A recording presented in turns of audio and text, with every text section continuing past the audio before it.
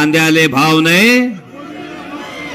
आणि ही सुरुवात जेव्हा तुम्ही कसमादे पट्ट्यामध्ये करता तर ही फार महत्वाची गोष्ट. काय भाव किती कांद्याला आज? हा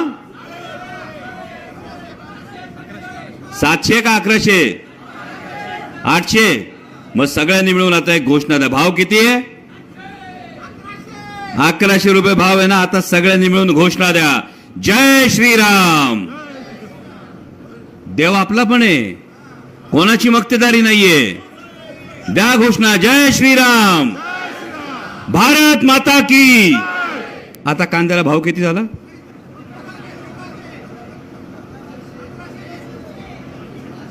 परत घोषणा एकदा द्या. जय श्रीराम, भारत माता की. आता कांद्याला भाव किती झाला? माझ्या भावांनो, ही महत्वाची गोष्ट आहे. कुणाच्याही भावना नाही. देश तुमचा आणि आमचा आहे, त्याचा जय जयकार आम्ही सुद्धा करणार. देव तुमचा आणि आमचा आहे, त्याचा जय जयकार आम्ही सुद्धा करणार. पण देवाच्या नावाने घोषणा देऊन माझ्या कष्ट करणाऱ्या शेतकऱ्याच्या कांद्याला भाव मिळत नाही. ही गोष्ट फार महत्वाची आहे, ही आधी लक्षात घ्या. काल पिंपळगाव बसवंतला सभा झाली. पिंपळगाव बसवंतला माननीय पंतप्रधानांची सभा झाली आणि माननीय पंतप्रधान जेव्हा येऊन विचारत होते आदरणीय पवार साहेबांनी काय केलं, त्या पंतप्रधानांना बाजार समितीच्या कमानीवरचं नाव आधी झाकावं लागलं. कारण ज्यांनी हे उभं केलंय, ज्यांनी केवळ ही इमारत नाही, ज्यांनी केवळ बाजार समिती नाही, ज्यांनी केवळ कमान नाही, ज्यांनी महाराष्ट्रातल्या शेतकऱ्याला स्वाभिमानाने उभं केलंय, त्यांच्या मातीतून प्रश्न विचारताना कदाचित माननीय पंतप्रधानांना सुद्धा प्रश्न पडला असेल आणि म्हणून कमानीवरचं नाव झाकावं लागलं. पण जेव्हा कमानीवरचं नाव झाकलं गेलं तेव्हा महाराष्ट्रातल्या प्रत्येक शेतकऱ्याच्या मनात याच भावना होत्या. अरे, कमानीवर लिहिलेलं नाव काही काळापुरतं झाकू शकाल, शेतकऱ्यांच्या काळजावर कोरलेलं पवार साहेबांचं नाव कसं झाकणार? कालच्या सभेत एक घटना घडलेली आपण सगळ्यांनी इलेक्ट्रॉनिक माध्यमातून पाहिली असेल. म्हणजे एक व्हॉट्सअपवर मेसेज येत होता. त्या कालच्या घटनेनंतर जेव्हा एक कांदा उत्पादक शेतकरी उभं राहून कांद्याविषयी बोला एवढंच म्हणत होता, तेव्हा त्या शेतकऱ्याचं बकोट धरून त्यांना बाहेर काढण्यात आलं. ही भावना आपण सगळ्यांनी पाहिली. आणि त्याच वेळी माननीय पंतप्रधानांनी स्टेजवरून पुन्हा एकदा जय श्रीरामचा नारा दिला आणि माझ्यासारख्या कार्यकर्त्याच्या मनात एक प्रश्न निर्माण झाला. कारण त्यांच्याच एका उमेदवाराचं भाषण मी सोशल मीडियावर एका अभिनेत्रीचं भाषण ऐकत होतो, ज्या आता हिमाचलमध्ये उमेदवार आहेत. आणि त्यांनी असा दावा केला होता, त्यांनी प्रचारात असं सांगितलं होतं की मोदीजींनी रामराज्य आणलं. आणि खरोखर मनात प्रश्न पडला की एक कांदा उत्पादक शेतकरी त्याच्या कष्टानं पिकवलेल्या कांद्याला भाव मिळत नाही, म्हणून देशाच्या पंतप्रधानांना सांगतोय की माननीय महोदय, कांद्यावर बोला. त्याची कॉलर पकडून त्याला काढलं जातं आणि तुम्ही सांगता रामराज्य मोदीजींनी आणलं. रामायणामध्ये आमच्या एका परीट बांधवांनी शंका व्यक्त केली, तरी प्रभू रामचंद्रांनी त्याच्या शंकेचं हे निरसन प्रभू रामचंद्रांनी रामायणात केलं होतं. आणि कलियुगामध्ये माझा कांदा उत्पादक शेतकरी त्याच्या कष्टाच्या कांद्यावर बोला म्हणतो, तर त्याला बखोड धरून बाहेर काढतात. तर कुठल्या रामराज्याची आम्ही अपेक्षा करायची? हा प्रश्न सर्वसामान्य शेतकऱ्याच्या मनात निर्माण झाल्याशिवाय राहत नाही. आठवून बघा, 2 डिसेंबरला कांद्याला भाव किती होता? 4,500 रुपये होता. 4,000 रुपयावरून भाव गेला का नाही? 2 डिसेंबरला 4,000 पर्यंत भाव होता. 3 डिसेंबरला कांद्यावर निर्यात बंदी लादली आणि जो 4,000-4,500 वर भाव गेला होता, तो जेमतेम 600, 700, 800 वर गेला. 1000 पकडा. मी काल कुठल्या तरी बहुतेक दिंडोरीच्या त्यांच्या उमेदवारांचं भाषण ऐकलं, स्टेटमेंट वाचलं. त्यावेळी त्यांनी सांगितलं, कांदा प्रश्नावर विरोधकांनी राजकारण करू नये. मी प्रामाणिकपणे सांगू इच्छितो की होय, आम्ही बघितलं संसदेत. मी होतो, आमच्या नेत्या खासदार सुप्रियाताई सुळे होत्या. 39 खासदार महाराष्ट्रातले, हे भारतीय जनता पक्ष महायुतीचे हे 39 खासदार मागच्या लोकसभेमध्ये होते. आणि जेव्हा आमचा प्रश्न निर्माण झाला होता, कांद्याची निर्यात बंदी झाली, त्यानंतर अधिवेशन झालं, तेव्हा माझे डोळे भिरी भिरी शोधत होते या कसमादे पट्ट्याचं प्रतिनिधित्व करणारे खासदार कुठंतरी कांद्याविषयी बोलतील, पण दिंडोरीच्या खासदार कांद्याविषयी बोलल्या नाहीत, धुळ्याचे खासदार कांद्याविषयी बोलले नाहीत, चकार शब्द काढला नाही. मी आणि सुप्रियाताई कांदे घेऊन संसदेत उभे होतो, शेवटी आमचं निलंबन करण्यात आलं. आणि आता मात्र असं सांगेल, आणि खरंच प्रश्न पडला होता, कारण तिकडे दिंडोरीच्या खासदार होत्या त्या आरोग्य राज्यमंत्री होत्या देशाच्या, धुळ्याचे जे खासदार होते ते संरक्षण राज्यमंत्री होते 2014 ते 2019.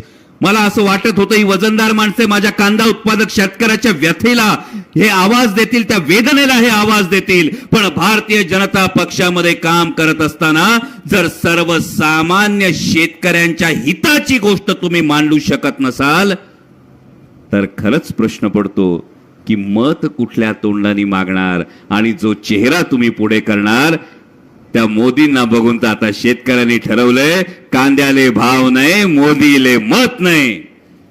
कारण हा कांदा जरी तुम्ही म्हणत असलात की आता राजकारणाचा विषय करू नका, पण कांदा आमचा राजकारणाचा विषय नाही, कांदा आमच्या भावनांचा विषय. त्यात कुठल्या कुठल्या भावना असतात.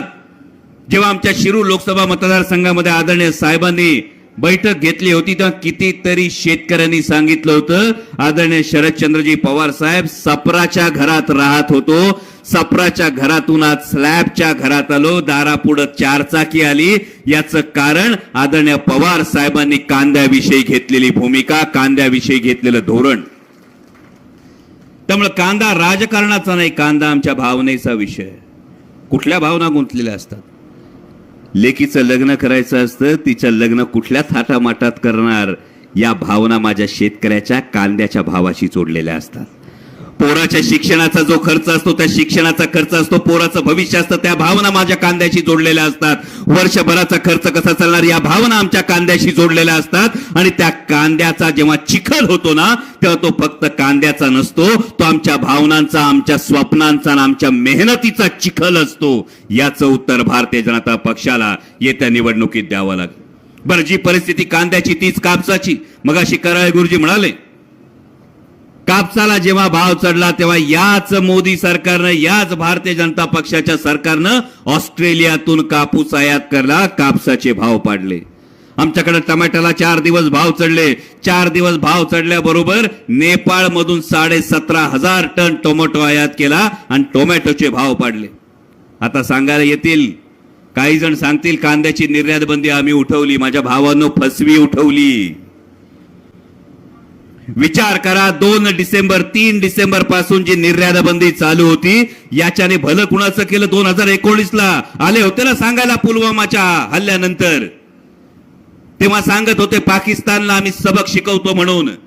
माझ्या कांदा उत्पादक शेतकऱ्यांनी याचा विचार केला पाहिजे की या संपूर्ण निर्यात बंदीच्या काळामध्ये जागतिक बाजारपेठामध्ये, मिडल ईस्टच्या बाजारपेठेमध्ये पाकिस्तानचा कांदा, जेव्हा तुम्ही 700 रुपयांनी कांदा घालून रडत होतात ना, पोरांना डोळ्यातली आसवं दिसू नये, बायकोला दिसू नये, नवऱ्याच्या चेहऱ्यावर किती टेन्शन येते, म्हणून बाईने डोळे पुसून जेव्हा घरात शिरत होता ना 700 रुपयांनी कांदा घालत, तेव्हा पाकिस्तानचा शेतकरी 45 आणि 50 रुपयांनी कांदा घालत होता.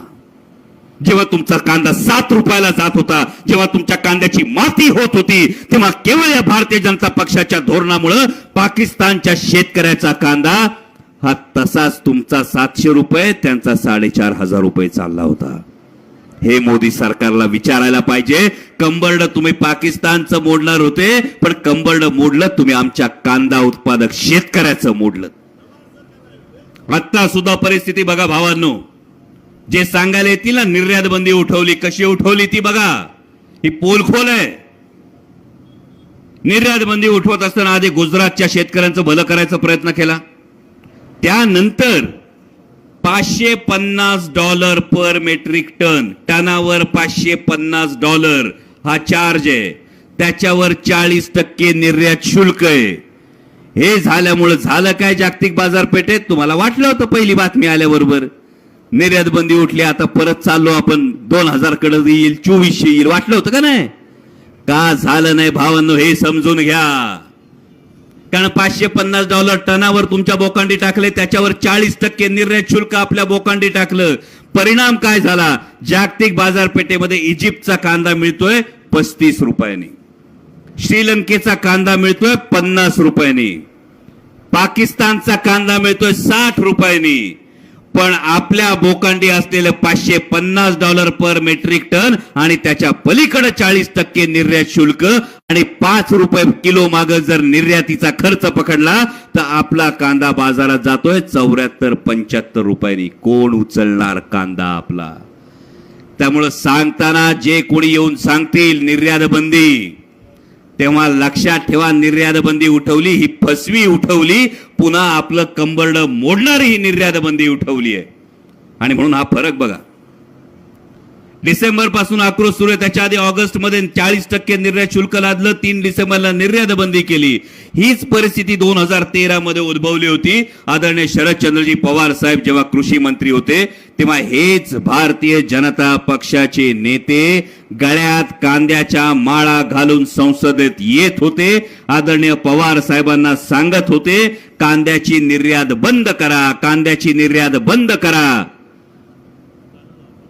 2024 आणि 2013 निवडायचंय काय ते बघा भावांनो. 2013ला जेव्हा भारतीय जनता पक्षाचे नेते सांगत होते कांद्याची निर्यात बंद करा, आदरणीय पवार साहेबांनी सांगितलं काहीही झालं तरी माझ्या कांदा उत्पादक शेतकऱ्याच्या ताटात माती कालवण्याचं पाप होणार नाही म्हणजे नाही, कांद्याची निर्यात बंद होणार नाही. आणि ही भूमिका आदरणीय पवार साहेबांनी घेतल्यामुळं आपल्याला काय परिस्थिती मिळाली, आपल्याला काय भाव मिळाले हे आठवून बघा. आणि 2024 मध्ये 2023 मध्ये निर्यात बंदी केल्यानंतर आपल्या ताटात माती कालवण्याचं पाप कुणी केलंय ते बघून घ्या. पण आता 20 तारखेपर्यंत सगळ्याचा हिशोब द्यायचा आहे. हिशोब पूर्ण करावाच लागल. कारण मगाशी कराळे मास्तरांनी बहुतेक सांगितलं, दिल्लीच्या सीमांवर जे आंदोलन झालं त्या दिल्लीच्या सीमांवरच्या आंदोलनाचा परिस्थिती आपण बघितली.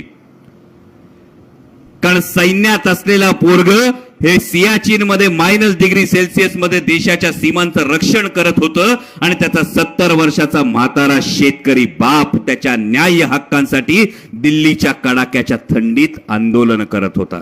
आणि या शेतकऱ्याच्या नशिबी काय आलं? अश्रुधुराचा मारा, पाण्याचे फवारे, तारेचं कुंपण, रबरी गोळ्यांचा मारा, या हे सगळं शेतकऱ्यांच्या नशिबी आलं. माझ्या कसमादे पट्ट्यातल्या भावांनो, शेतकरी बांधवांनो, एक सांगू इच्छितो, दिल्लीतल्या शेतकऱ्यांनी जे अनुभवलं ते जात्यात असतील तर आपण सुपात आहोत. आत्ताच सावध व्हा आणि 20 तारखेला मतदान करताना जागरूक व्हा. जे